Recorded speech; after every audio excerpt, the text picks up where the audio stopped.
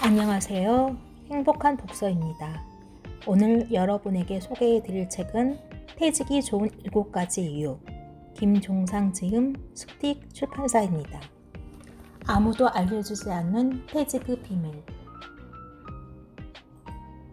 퇴직은 불안이 아니라 해방이고 축복이다.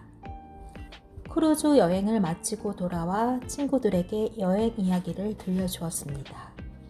여행 비용을 아끼기 위해 배 안에서 미리 간식을 준비해 간 이야기도 했습니다. 그 말을 들은 친구들은 안타까워했습니다. 배 안에서는 모든 것이 무료였는데 그들은 몰랐던 것입니다. 퇴직 후 여러분이 맞이하는 세상은 온통 여유롭고 아름다움으로 가득합니다. 이제 죽으라고 경쟁하지 않아도 됩니다. 이 눈치 저 눈치 안 봐도 됩니다. 슬럼가에 사는 사람과 수도 생활을 하는 사람을 비교해보자. 쓰는 돈은 슬럼가에서 사는 이들이 수도하는 이들보다 더 쓴다. 이들은 무엇이 다를까? 슬럼가에 사는 사람은 늘 부족하다고 생각하며 지저분하게 살아간다. 수도하는 이들은 늘 감사하고 주변을 깨끗하게 정리하고 살아간다. 문제는 돈이 아니다. 삶을 대하는 태도이다. 돈 버는 일 중심에서 가치 있는 삶 위주로 퇴직 후 삶에 대한 패러다임을 전환해야 한다. 돈을 버는 일에서 벗어나면 퇴직 후 무대는 곳곳에 널려 있다. 퇴직 후 대부분이 돈, 건강, 가족관계, 여가 활동 등에 중점을 두고 생활을 한다. 정작 중요한 미래의 꿈과 희망은 생각하지 않는다. 하고 싶은 것은 평소에 해보아야 한다. 그런데 대부분의 퇴직 세대는 그럴 여유가 없었다.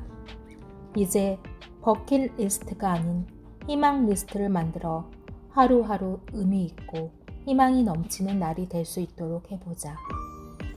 고향에 거동이 불편하신 부모님께서 계신다면 그 지역사회복지사에게 맡겨라.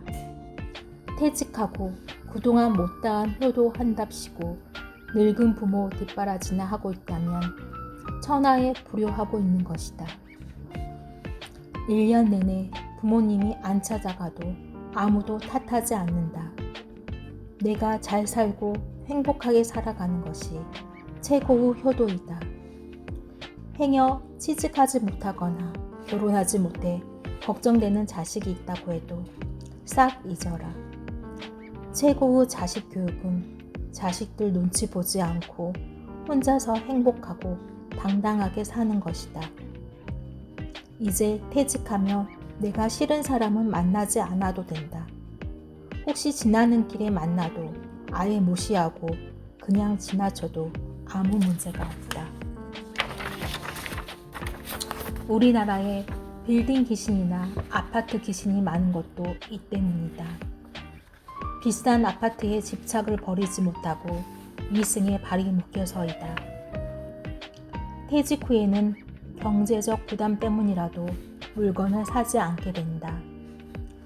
자동차 하나도 유지비가 들어 처분해야 할 판이다. 재산을 모으는 것보다 하나둘 정리해 가야 한다.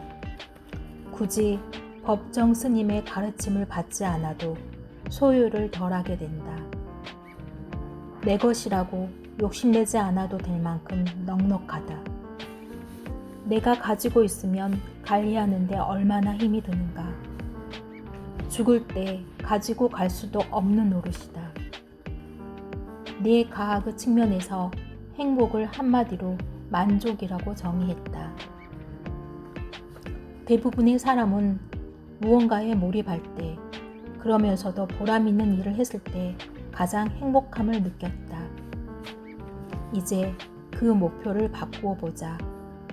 나의 인격을 다듬고 의미 있는 삶을 사는 것으로 바꾸어 보자. 그러면 당신은 힘들게 경쟁을 안 해도 된다. 돈도 들어가지 않는다. 계단을 오르듯 하루하루 당신이 세운 계획이 달성되는 것을 느끼게 된다.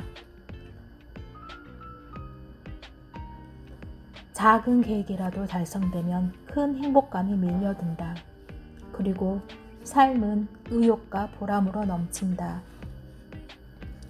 80세의 나이에도 25세 못지않은 기억력이나 집중력을 가지고 있는 슈퍼 에이저들의 네이저를 연구한 것이다. 이들의 공통점은 편안한 여가 생활을 하지 않았다는 것이다.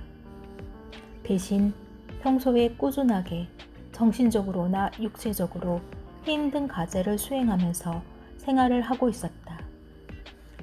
실험 결과를 보면 할 일이 없이 편하게 사는 것은 빨리 늙게 하는 지름길이라는 것을 알 수 있다. 퇴직 후에는 몸을 많이 움직여야 한다. 편안함과 결별해라 건강하게 무병장수할 수 있다. 퇴직 후에는 집의 크기도 줄이면 좋다. 활동이 줄어들면 집의 크기도 방의 크기도 줄어드는 게 내 에너지 소모를 줄일 수 있다. 아담하고 아늑한 공간에서 허약해진 내 몸과 영혼을 충전해야 한다.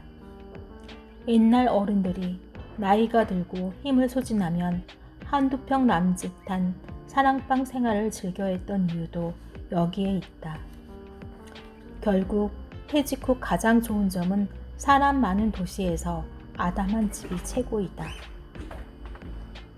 105세인 김형석 교수는 100년을 살아보니라는 강연에서 삶을 돌이켜보니 70대 전후가 인생은 한근기였다고 강조를 했다. 당신에게 한근기는 이제부터이다. 이제 3년 정도 여유롭게 휴식을 하면서 후반부 인생을 그려본다. 하늘이 내게 준 천명이 무엇인지 조심스럽게 알아보자. 3년이 지나면 당신은 여명이 밝아오듯이 스스로 알게 된다. 티나지 않는 단정한 복장, 나이가 들어서도 흐트러지지 않는 바른 생활. 이가 들어도 냄새가 나는 것이 아니라 고고한 향이 날 것이다. 가장 높이 평가하는 사람은 배우는 자세로 세상을 살다가 온 사람이라고 했다. 나에게 단 한 권의 책을 추천하라면 이시영 박사의 세로토닌 하라이다. 인간의 행위 중 행복지수가 가장 높은 활동은 공부이다. 단순한 삶을 사는 것은 경제적으로 부족해서가 아니다. 알차고 넉넉한 삶을 살기 위해서이다. 그렇지만 가족과 함께 단순한 삶을 살기란 쉽지가 않다. 우선 나부터 간소한 삶을 살아보자. 좋은 방법은 부부가 각방을 쓰는 것이다.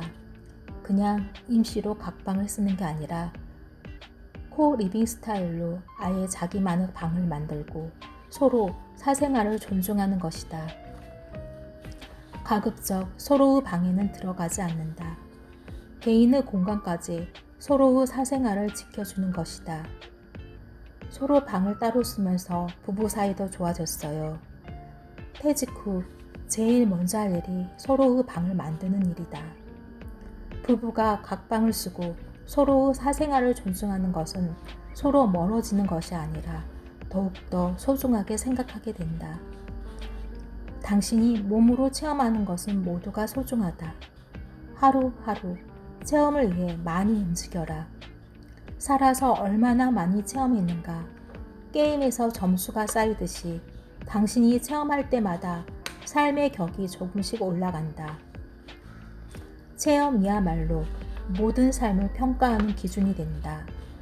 죽는 날까지 체험하라. 당신에게 줄 수 있는 단 하나의 문장이다. 나이가 들수록 품격이 생명이다. 품격을 높이는데 독서만한 게 없다.